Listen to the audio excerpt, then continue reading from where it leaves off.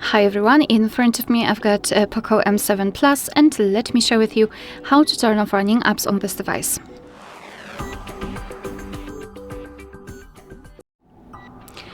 So first of all, we have to open the recent. If you've got the 3 buttons navigation, simply tap on the button with a square icon or 3 bars icon. And if you've got the gestures, swipe your finger from the bottom to the center of your device and hold your finger somewhere here. So something like that. And here we've got the recents. If you wish, you can close them manually one by one just by swiping them up. But if you've got a lot of apps open, simply tap on this X button right here. Now we can go back, and as you can see, we've got no recent items, which means that we just successfully closed all background apps.